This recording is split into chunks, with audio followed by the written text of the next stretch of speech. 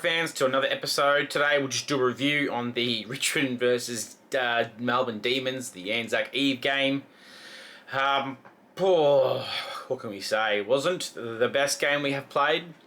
It's probably the typical one-quarter fade-outs that us as a young side are showing that when we're a bit worn down. I think coming off the 5-day break probably didn't help us as a football club as well.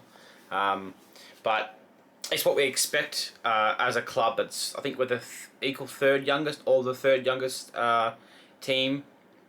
So it doesn't surprise me that we're going to have these fades. But it's a learning curve. Unfortunately, last week, as we know, that third quarter was our six goal quarter. Unfortunately, this week it was 6 goals against us. But that's just what it is as a very young side. As annoying as it was, I was watching the game as it goes along, and I was keeping an eye on a couple of the stats, and I felt like we could just never get our hands on that third quarter. We went from being, I think it was, they had 30 more disposals, something like that, 40 going into after half time, and going into that last quarter they just blew away, and I think they ended up with over 100 more disposals than us, and that just stemmed from all from the third quarter. We just couldn't get the ball.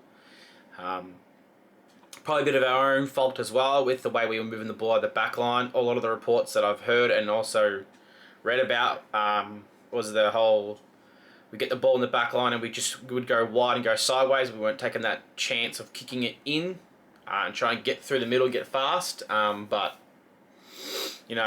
that's unfortunately what we are as a side right now, a very young, up-and-coming side. Good signs yet again. Yeah, we're still showing good signs as a club. But we'll get into the game anyway. Obviously, we lost by 20. Was 44 points at one stage. But it was good to see we didn't fade. I know they took Maxi Gawn off.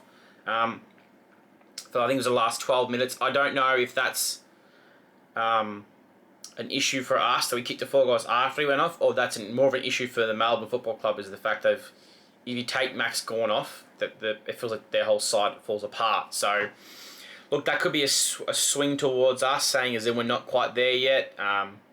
Or is it a swing towards saying that the Ds need to be careful with what they do with Maxi Gawn, because if you rest him for more than 5-10 minutes at a time when you've got a good lead, you can lose it all. So, like I said, all it would have taken would have been another goal with a minute to go, and we're down within 2 goals, and that turns the heat on them but anyway, we lost, showed some signs, so we're getting there. Ds were 12-11-83, and we were 9-9-63. Would have loved that score to get a little bit higher. But it was what it was. Fortunately, you can see where we died off in that third quarter. We kicked 1 goal, 2 to their 6 goals, 3. So good first quarter. We kept them to 30. First half, kept them down to 5-4 to our 4-6. I felt we probably wasted an opportunity. I think it was like 3 or 4 in a row. We just weren't kicking straight. And we could have had a lead going into half time, but only down by 4.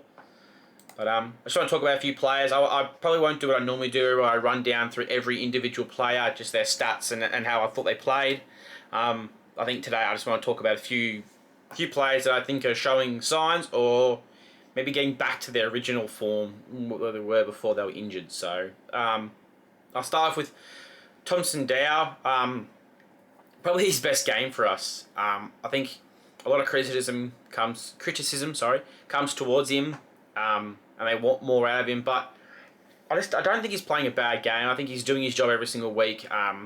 He puts his head down and he's not afraid to get hit by plays. He gets in the ball and gets the ball out pretty quick. But he's still young. I think he's maybe even getting close to 50 games. So he's doing quite well. But he ended up having 28 disposals, 10 kicks, 18 handballs, 7 marks, which is good to see that he's got that marks up there. They destroyed us in the marks. I think they got over 130 marks. And he had 3 tackles and 2 clearances. So, it was a good game for him. It's above his average as in disposals as well. I was looking to see if I could find his metres gained on this, but I bloody can't. But oh well, we'll just go for it where I had it before. Not that one there. So I'm liking what I'm seeing from Dow. I would like him to kick some more goals, kind of like Taranto has done.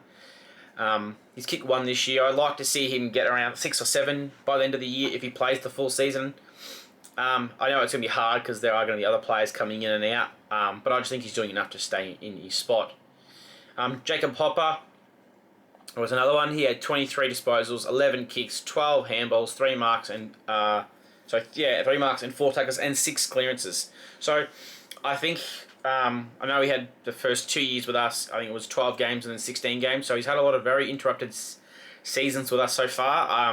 And a pre-season, I think all of his pre-seasons with us have been interrupted besides this year. So that's a good sign. He had a full pre-season, and it's a good sign that he's getting himself back to what he was when he was at the Giants. That inside midfielder that's just a beast. And you can see, even in the Gold Coast game, you can see he's got his legs back. He seems to be able to turn a lot easier, a lot sharper than he used to. So it's a positive sign for Hopper getting back. Now, I know he's played on his usual disposals. I'm going to go with Tim Taranto as another one. So he kicked 2 goals, and I'm liking that. I've been saying that since the start of the year. That I think he needs to go forward and switch forward with Hopper and Taranto. That allows you to bring in a Lawler or a Mansell or a Seth Campbell, someone with a bit more pace. But he kicked a goal. Like I know the commentator said on the game last night that he's not very good at goal.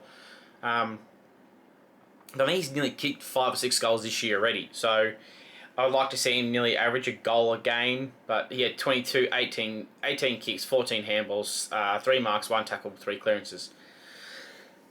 Sorry.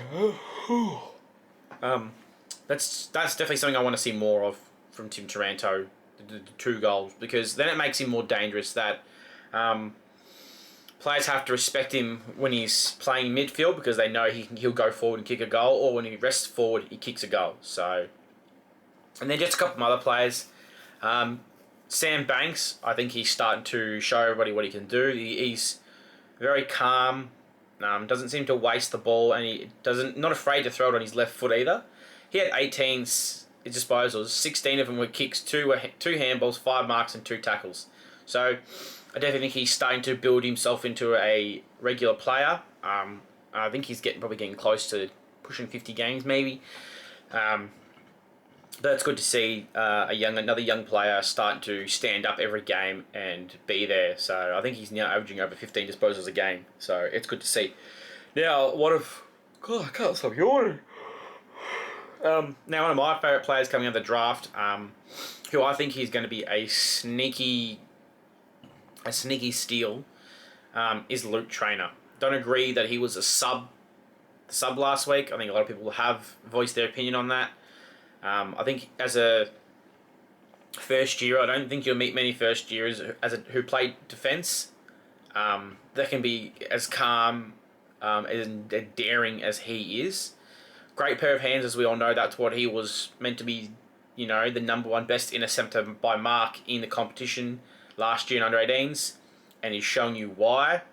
But it's good to see that he's had that he played 5 minutes last week and came back in, and it looked like he hadn't left the side. So which is good. He had 16 disposals. I think it was 13 kicks, 3 handballs, 9 marks, and I think out of those 9 marks, 5 I think of them were contested marks in the defence. So that's really good to see. I wouldn't be surprised if he doesn't get it. Maybe this week he could get a rising star. I definitely think he'll get one, and I definitely wouldn't be surprised if he's up there in the top 5 for best strikes. And I wouldn't be surprised at the God. Sorry, guys. Wouldn't be surprised, and we look back on this draft in 10 years, and he is up there with maybe one of the top 5 to come out of that draft. So, which is really good. Nate Curvis is another one.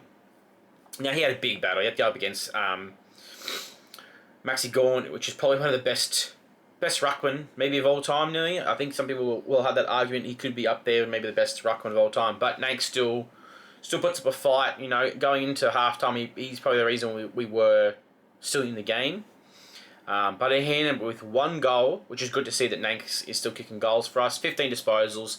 Probably a little bit low for him. I like when he gets up into that 20. That's when we know we're on as a club. 11 kicks, 4 handballs, 3 marks, 2 tackles. That's good to see because we had a few games in a row where he wasn't getting a mark or a tackle at all on either of the games. I think he did it for like 3 weeks in a row. So that was a bit of a worry for me. But he had 31 hitouts and 8 clearances. So I think he almost might have led the whole entire team in clearances. So it just shows you what kind of ruckman he is. That when the ball hits the ground, he's willing to get down there and get it. So, and probably probably one other player, or two more players, and then we'll leave it at that for today's episode. Tom Lynch, big lunchtime, was back firing again. He had 3 goals, 3. Probably, it's hard to put it all in, but if he had kicked 5 goals, 1, we may have been in the game and we may have won it. So, but it was good to see him back in that form. You could see the battle with May was back to their vintage days. Probably not what they used to be, as you could see that they've both had a fair few injuries. They're also aging out. So, but you could see their muscle memory and their IQ was still there to get to them. They just didn't have that athletic agility to get themselves around the ground like they used to. But it's a good sign. He also still had 13 disposals, no handballs. They all were kicks, 7 marks, which is good to see again, and 1 tackle and 1 clearance. So he pinched ruck a few times for him. I thought he was close to getting a few sneaky goals, but that was good to see anyway. The last one is Sam Law. I know everyone's going to say I'm glazing. This is the new thing going around, glazing Sam Lawler. But for I think it's his 6th game overall. He's averaging a goal a game now, and over 10 disposals as a first gamer. I want to see more midfield time for him.